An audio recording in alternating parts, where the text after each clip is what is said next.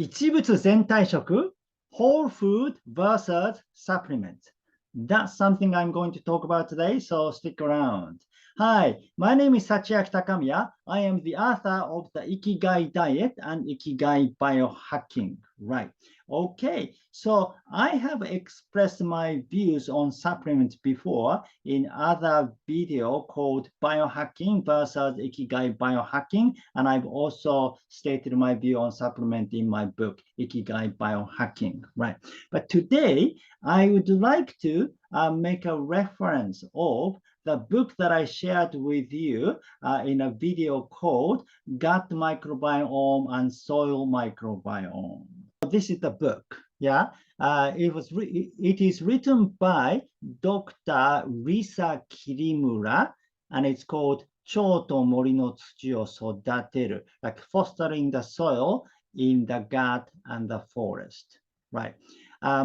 So Dr. Kirimura also thinks it is better to observe nutrient from food, from whole food, rather than from supplements.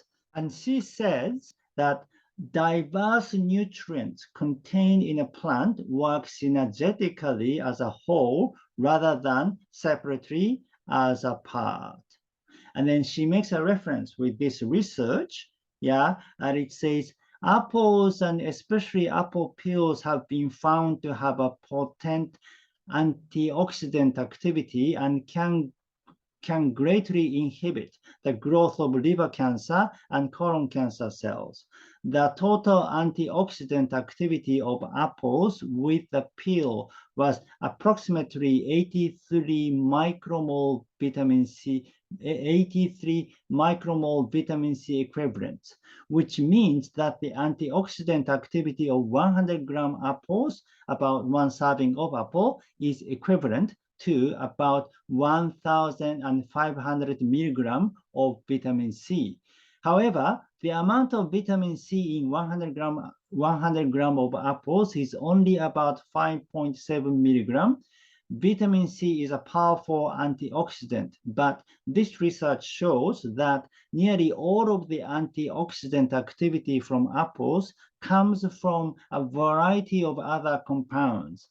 Vitamin C in apples contributed less than 0.4% of total antioxidant activity.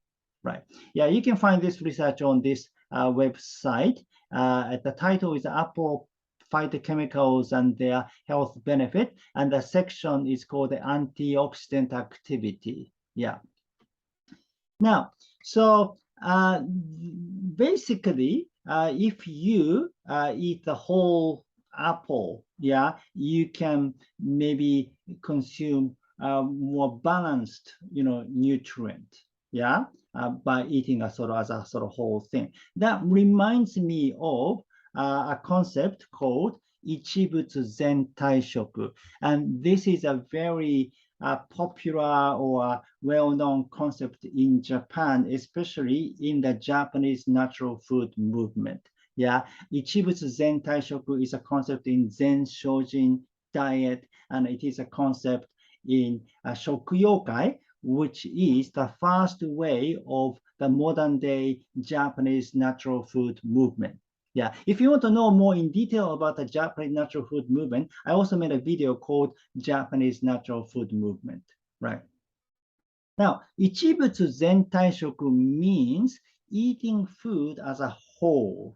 Yeah, for example, eating brown rice instead of eating white rice, or whole wheat bread instead of white bread. Yeah, and when you eat fish, yeah, you would like to eat whole fish rather than eating a part of a big fish.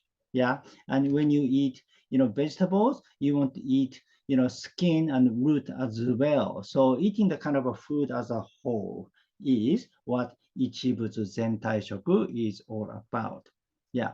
So from the point of view of Ichibutsu Zentai Shoku, yeah, definitely supplement is not a whole. It is a, you're kind of dividing a nutrient into separate pieces. Yeah, therefore, it is probably better and more natural and balanced to observe nutrient from the actual food, right? Now, having said that, the people who support, people who support supplementation or idea of taking supplement often says that plants today are nutritionally deficient. Therefore, we need to take supplement, which can be true. Although, when I think of this sentence and the solution, that is to use supplement to solve the problem, it reminds me of Masanobu Fukuoka. Yeah, so Masanobu Fukuoka is the author of the One-Straw Revolution, and he is the founder of a method called natural farming, a farming method called natural farming, which is a way to do farming without cultivating the land, without using any kind of fertilizers. Yeah. And then, so in this book, he kept saying one thing, that is, humans have created problems by adding something. Yeah. For example, if we have a problem, that is, the plant today is nutritionally deficient. Yeah. So to solve the problem, yeah, by adding something else to fix the symptom of the problem. Yeah. In this case, the symptom is, therefore, humans don't have sufficient nutrient. Yeah. So by taking supplement, we can kind of fix this symptom, right? But then Masanobu Fukuoka doesn't think that is a solution. Yeah. To solve the problem, you want to go back to the beginning and put it back to its original natural state. Yeah, to look at the root cause. If you say the plant today are not nutritionally sufficient, that's a big problem. You need to do something about it. Yeah, and then so that is to look at the cause, and then so how come? And maybe we should make the plant to be more nutritionally sufficient. Yeah, maybe something to do with the soil or something to do with the farming method, right? I said that Ikigai biohacking is a planetary biohacking, and we always think of how to help the planet as well. And the personal health and planetary health are related, and they are as one. So using a supplement is more like working on your personal health, right? But what about the planetary health? Or the soil health, if you like. Yeah, how the gut microbiome and soil microbiome are related. Yeah, and then you're not really dealing with the problem of the soil microbiome, right? Okay. Therefore, as Fukuoka said, maybe we need to change our food production system, yeah, to make our soil more natural and more fertile again. Yeah, in this way, you can solve both problems, your soil health and personal health, right? Now, so talking about sustainability, yeah. So we have another question, that is supplement sustainable? Is the production of supplement sustainable? Probably not. I mean, depending on how you make supplement, but quite often you need a lot of ingredients to create one concentrated, large amount of a nutrient. Yeah. For example, let's say to have a vitamin C supplement, I can't remember, but it was very a little vitamin C contained in one apple. That means to make a vitamin C supplement, you probably need a lot of apples. I don't know how many, maybe 100 apples or something like that. So then what do you do? So you probably take that vitamin C out of apples, then what do you do with the rest of apples? Yeah.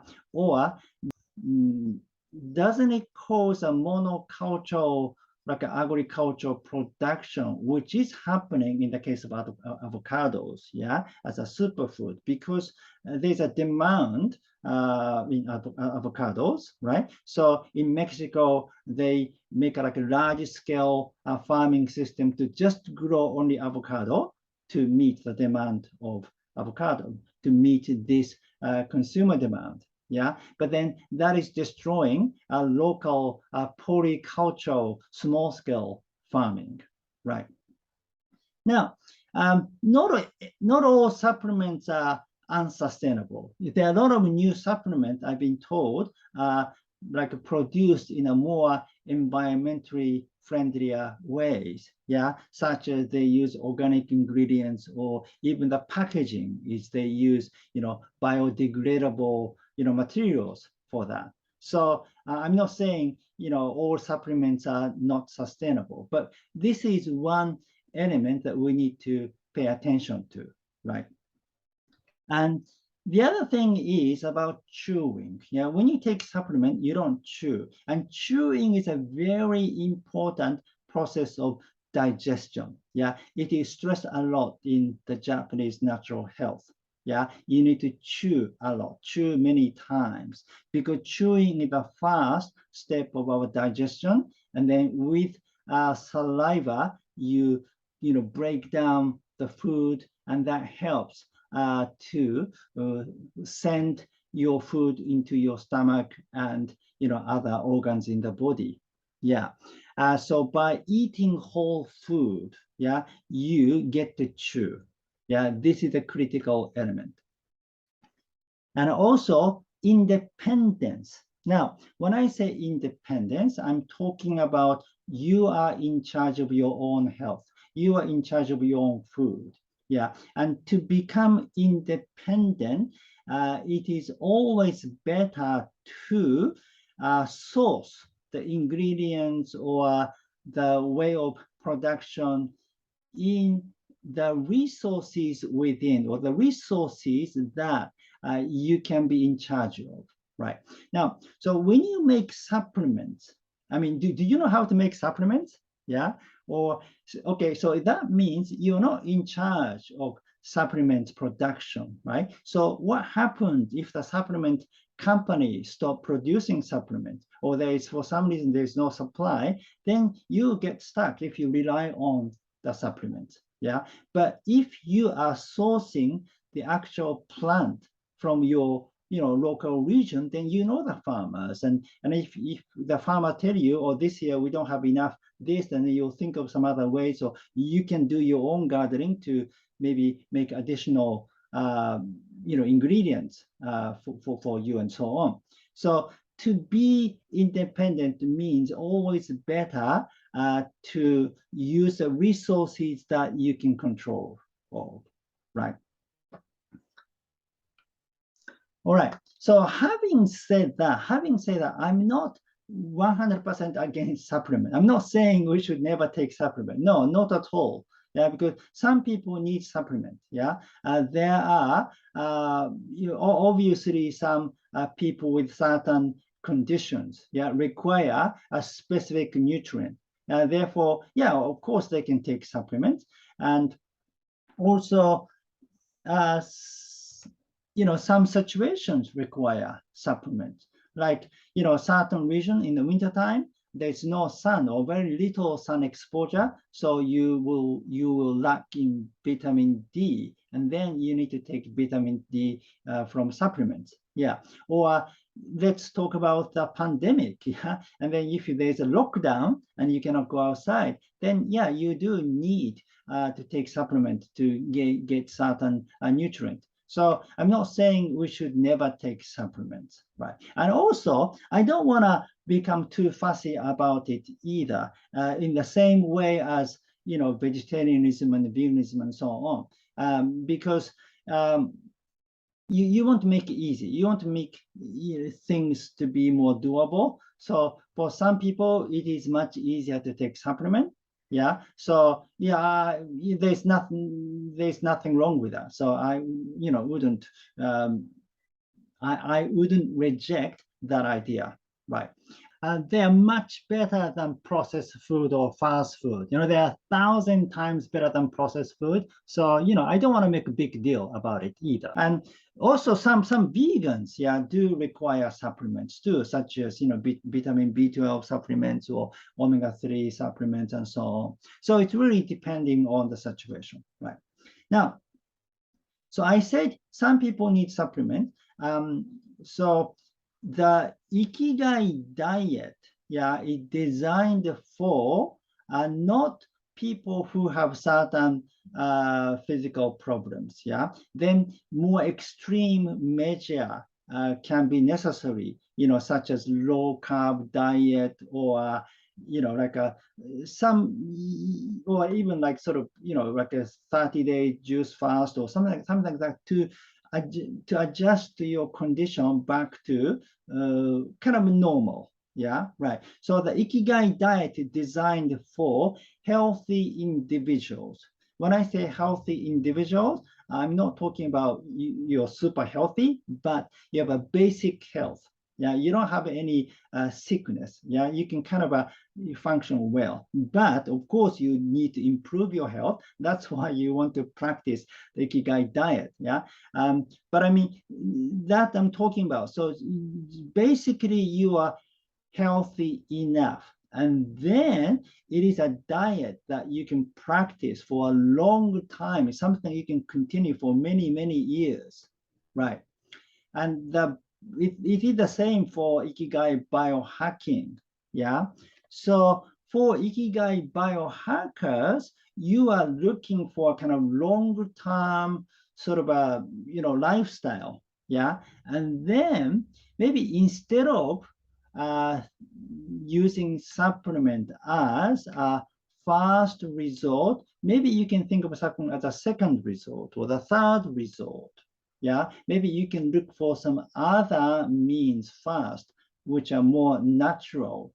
Yeah, so taking supplement is a major thing in the biohacking movement. It is a trend. Yeah, most people don't really question about it, and then, but then usually a trend is created by a few people, and especially a few key persons, you know, opinion leaders and people like that. If they start something and everybody else will follow, yeah, without questioning so much. Once it becomes a trend, once it's become a kind of established culture, then people just do it without really questioning, and there's no careful screening at that point. Yeah, because all those cool people are doing it, right? Yeah, and then which isn't anything wrong. I mean, I'm not criticizing that, but I would like to create a new trend, yeah, because of that. So why not create a trend where you think of supplement as a second resort or third resort? So it's not that you're not gonna do it at all, but maybe look for other solutions, more natural solutions that is good for your body and the soil. Okay, that's it for today. Again, my name is Sachiaki Takamiya. I am the author of the Ikigai Diet and Ikigai Biohacking. Right. Okay, so about Masanobu Fukuoka, in this book, chapter 7, Digital Fasting, I wrote about Masanobu Fukuoka and his philosophy. Yeah. And also, to fix the problem, you need to change your farming system. Maybe you want to support organic farming and so on. And I wrote how to do it in chapter 8, how to bioharmonize Gaia, the Mother Earth. Right. So please read this book. All right. And if you like this video, please give me your thumb up and subscribe to my channel. I'll see you in the next video. Live with your Ikigai.